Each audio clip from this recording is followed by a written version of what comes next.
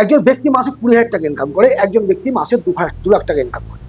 20,000 টাকা এবং 2 লাখ টাকা আপাত দৃষ্টিতে যদি আমাদের প্রশ্ন করা যায় কোন ব্যক্তিটি ধনী ব্যক্তি, আমরা বলবো 2 লাখ টাকা। কারণটা কি? তার মান্থলি ইনকাম হচ্ছে 2 লাখ আর 20,000।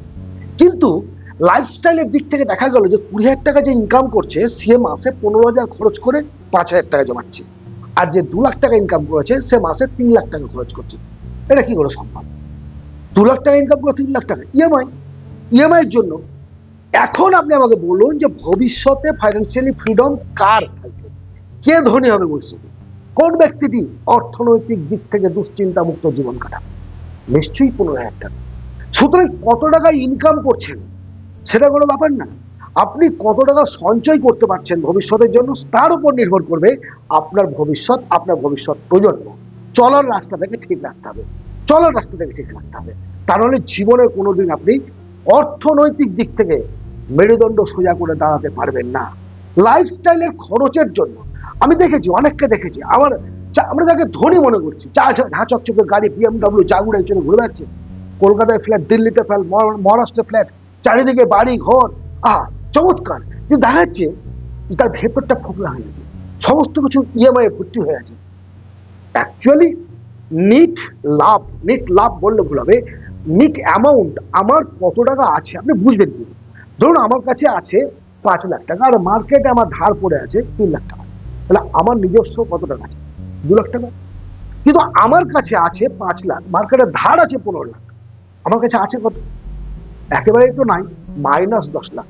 যাদের আমরা ধনী দেখি, ধনী মনে করি, তাদের মধ্যে যে এই -10 লাখ নেই তা আপনারা কে বলেছে? 70% আছে, 70%। তারা সোয়াপ করতে গিয়ে, বিভিন্ন কিছু করতে গিয়ে ইএমআই এর বোঝা টানতে টানতে সারাটা জীবন শেষ করে দেয়। কিন্তু আমরা মনে করি যে সে খুব ভালো আছে। যদি সত্যিকারের ভালো থাকতে চান, অর্থনৈতিক দিক থেকে আপনাকে দুশ্চিন্তা মুক্ত থাকতে হবে। একটা বয়সের পর অর্থের প্রয়োজনীয়তা অনেক বেশি বেড়ে যায়। আর 4টি সঞ্চয়ের পদ্ধতি, সঞ্চয়ের 4টি রাস্তা আপনাদের সঙ্গে আলোচনা করব। যার ন্যূনতম মাসে 500 টাকা করে যদি আপনি সঞ্চয় করেন, তাহলে জীবনে একটা মোটা টাকা দেখতে পাবেন এবং ফাইন্যান্সিয়ালি ফ্রিডম লাইফ পাবেন। এটা কিন্তু লং টার্ম ইনভেস্ট, মিনিমাম 10 বছর, ম্যাক্সিমাম আপনি 20 বছর, 25 বছর, যত বছর পারবেন কোনো ব্যাপার নাই। যত দ্রুত ইনকাম করতে শুরু করবেন তত দ্রুত আপনি সঞ্চয় শুরু করবেন, এটা আমার রিকোয়েস্ট। প্রথম সঞ্চয়ের আমার পছন্দের তালিকায় মিউচুয়াল ফান্ড। স্যার আমি তো করেছিলাম, তো স্যার ঠকে গেছি, আমার লস হয়ে গেছে।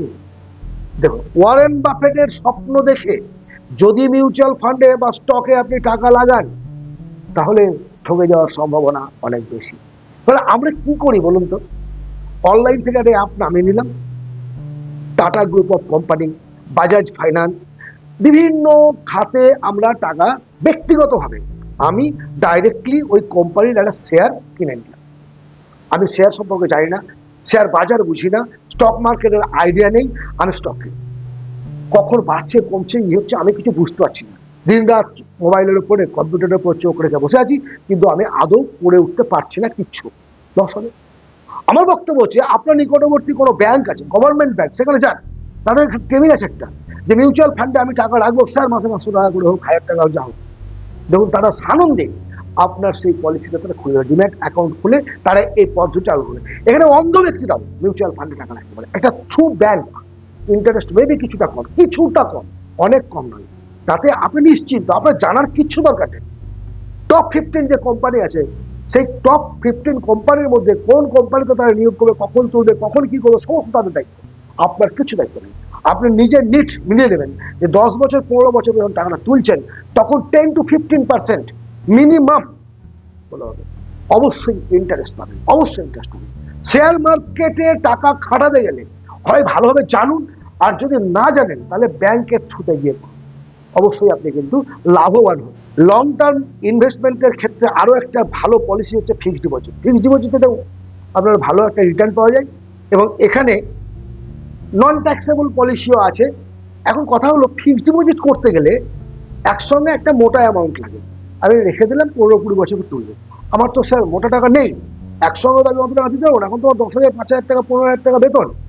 আপনি পার মান্থ আপনার ইনকাম যা, তার 10% পার মান্থ, ধরুন আপনি 500 টাকা করে মাসে রাখলেন, তাহলে বছরে কত হলো? বা 1000 টাকা রাখলেন, বছরে কত হলো? 12,000 টাকা। 12,000 টাকাটা এবার আপনি ফিক্সড করলেন, মাসে 1000 টাকা করে আপনি আরডি করেছেন। আরডি ম্যাচিওর হলো 1 বছর পর, উইথ ইন্টারেস্ট পেলেন, সেটাকে আপনি ফিক্স করলেন। আরডি আপনার চলছেই, আরডি চলছেই।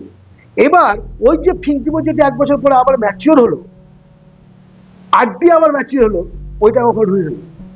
এইভাবে আরডি চলতে থাকুক, তার সঙ্গে সঙ্গে আরডির টাকাটাকে ফিক্সড ডিপোজিটে বলে দেন। দেখবেন আপনি তাকাবেন না, ওখান থেকে তুলে নিবো, এই করবো, ওসব কিন্তু চিন্তা করলে হবে না। একটা মোটা টাকা রিটার্ন পাবেন, খুব সুন্দর।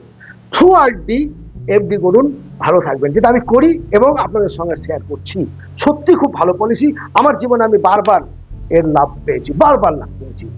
থার্ডলি, আজকের এই সময়ে আরো একটা গুরুত্বপূর্ণ ইনভেস্টমেন্ট পলিসি হচ্ছে পাবলিক প্রভিডেন্ট ফান্ড বা পিপিএফ।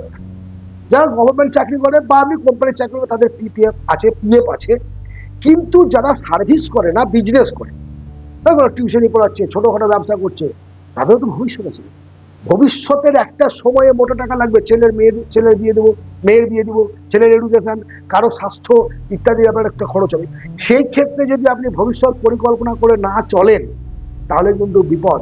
আর তার জন্য পিপিএফ মোস্ট ইম্পর্টেন্ট একটা পলিসি, যেটা সেকেন্ডে আলোচনা করা ছিল, কিন্তু আমি থার্ডে বললাম। এটা কিন্তু সেকেন্ড অপশন। পিপিএফ এর এটা ট্যাক্স ফ্রি, 500 টাকা থেকে করা যায়, 1000 টাকা করতে পারেন, ইচ্ছে মতো আপনি বাড়াতে পারবেন, কমাতে পারবেন। আপনি একটা লং টার্মের পরে কম্পাউন্ডিং হারে যেহেতু ইন্টারেস্ট পাবেন, এখানে এফডির থেকেও বেশি ইন্টারেস্ট পাবেন, এফডির থেকেও বেশি। সুতরাং পিপিএফ কে আপনার সঞ্চয়ের তালিকায় রাখুন। চতুর্থ ইনভেস্টমেন্ট পলিসি, পেনশন প্ল্যান। এখন বর্তমান সময়ে কিছু গভর্নমেন্ট চাকরিতে পেনশন থাকলেও অনেক গভর্নমেন্ট চাকরিতেও পেনশন, যারা বেসরকারি করেন তাদের তো কোনো পেনশনের ব্যাপারই নেই, যারা বিজনেস করেন তাদেরও নেই। কিন্তু আফটার 60 ইয়ার্স, আমি ধরে নিলাম 60 বছরে আমাদের পেনশন রিটায়ারমেন্ট, তাহলে 60 বছর পরে তো টাকার প্রয়োজন আছে। সেই সময় স্বাস্থ্য খারাপ থাকবে, ছেলে মেয়েরা বড় হবে, নাতি নাতনির আদর আবদার, বিভিন্ন জন্মদিনের গিফট, এই টাকা, সেই সময় একটা মান্থলি টাকার প্রয়োজন থাকে। আর তখন কাজ করার উদ্যমটা হারিয়ে থাকে, তখন টাকা পাবেন কোথায়? আর এই মুহূর্তে বসে ইনকামের শুরুতে যদি আপনি সেদিনের কথাটা কল্পনা না করেন, তাহলে কি হয়ে চলবে? সেই দিনের কথা ভেবে আপনাকে পেনশন প্ল্যান করতে হবে, পেনশন প্ল্যানে সঞ্চয় করতে হবে। আপনি যেমনটা চান, যেমনটা চান। আপনি যদি মনে করেন যে আমি মাসে 10,000 টাকা পেতে চাই 60 বছর পরে, 20,000 টাকা পেতে চাই, 15,000 টাকা পেতে চাই, সেই রূপে অনুরূপ নিয়মে আপনাকে বর্তমান ইনভেস্টমেন্টটা চালিয়ে নিতে হবে। আপনি ক্ষুদ্র ক্ষুদ্র সঞ্চয় করে চললেন 60 ইয়ার্স পর্যন্ত। আমি বলেছি as soon as possible, service শুরু করার পরে পরে ইনভেস্টমেন্ট শুরু করুন। সার্ভিস শুরু করার পরে পরে যত দ্রুত ইনভেস্টমেন্ট শুরু করবেন, তত মান্থলি পলিসির টাকা কম লাগবে, তত কম লাগবে। এবার 60 ইয়ার্স পর্যন্ত আপনি দিলেন, তারপর থেকে এবার আপনি টাকা পেতে থাকলেন। কতদিন পাবেন? Up to date. একটা মানুষ 60 বছরে রিটায়ার করে, তারপরে ক বছর বাঁচবে কোনো গ্যারান্টি আছে? 90 বছর বাঁচতে পারে, 80 বছর বাঁচতে পারে। এই যে 20 থেকে 30 বছর, এই সময়টার জন্য প্রতি মাসে একটা অ্যামাউন্ট যদি আপনার হাতে আসে, হ্যাঁ আপনার সঞ্চিত টাকায় আসছে, কিন্তু আপনি কায়দা করে সঞ্চয় করেছিলেন বলে উইথ ইন্টারেস্ট আপনি সেই সময়টা মৃত্যুকাল পর্যন্ত নিশ্চিন্তে একটা টাকা পেতে থাকছেন বাড়িতে বসে বসে। শুধু তাই নয়, আপনার আমার মৃত্যুর পর এই যে পেনশন প্ল্যানের টাকা, সেটা সম্পূর্ণরূপে যে আমার নমিনি সে তুলে নিতে পারে, অথবা এই পেনশনের অংশ সেও ভোগ করতে পারে, সেও পেনশন পাবে। অর্থাৎ আমার ওয়াইফ বা আমার নমিনিও পেনশন পেতে পারে, তার অর্ধেক হয়তো পাবে। একটা সিস্টেম আছে কতদিন এবং কত কাল পর্যন্ত পাবে, সেটা যখন আপনি পলিসিটা কিনবেন, সেটা কোথায় পাবেন? আমি আবারও বলছি, সরকারি ব্যাংক অথবা পোস্ট অফিস। আমার কথা হচ্ছে, কারোর দ্বারা অনুপ্রাণিত হয়ে টাকা যখন ইনকাম করবেন, সঞ্চয়ের জন্য অনেক ব্যক্তি ভাই আসবে আপনার কাছে, আমার পলিসি কর, আমার জায়গায় রাখ। টাকা পয়সার ব্যাপারে নেব বন্ধুত্ব, যেটা বোঝেন সেই জায়গায় টাকা রাখুন, যেটা বোঝেন না সেখানে যাবেন না। আমার পছন্দের তালিকার প্রথম হলো মিউচুয়াল ফান্ড, দ্বিতীয় হচ্ছে পিপিএফ, তৃতীয় এফডি, চতুর্থ হচ্ছে পেনশন প্ল্যান। প্রত্যেকটাই গুরুত্বপূর্ণ, প্রত্যেকটাই ইম্পর্টেন্ট। এই 4টি পলিসিতেই অল্প অল্প অল্প অল্প করে টাকা রাখুন।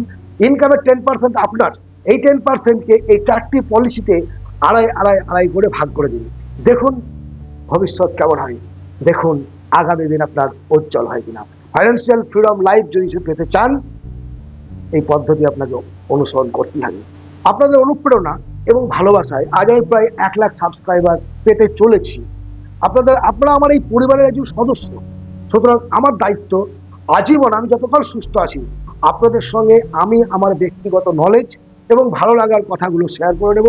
সঙ্গে থাকবেন, সাবস্ক্রাইব করবেন, লাইক করবেন এবং কমেন্ট করবেন। কোন ধরনের ভিডিও চান, যেটা সামগ্রিকভাবে প্রযোজ্য। ব্যক্তিগত কোনো প্রশ্নের উত্তর যদি জানতে চান, আপনি আমার নিচের ডেসক্রিপশনে ইমেল অ্যাড্রেস দেওয়া আছে, সেই ইমেলে আপনি ইমেল করুন, প্রশ্নের উত্তর আপনি অবশ্যই দেবো। কিন্তু ব্যক্তিগতভাবে পার্সোনালি এখান থেকে অনেকে ফোন নাম্বার চাই, সেটা আমার অসুবিধাজনক, কারণ অন্যান্য পেশার সঙ্গে আমি জড়িত আছি।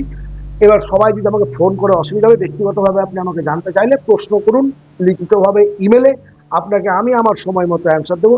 আর সামগ্রিক প্রশ্ন থাকলে সেটা অবশ্যই ইউটিউবে করবেন, আমি ইউটিউবে উত্তর দিতে বাধ্য থাকবো। ধন্যবাদ, ভালো থাকবেন। আগামী ভিডিওতে আবার কথা হবে।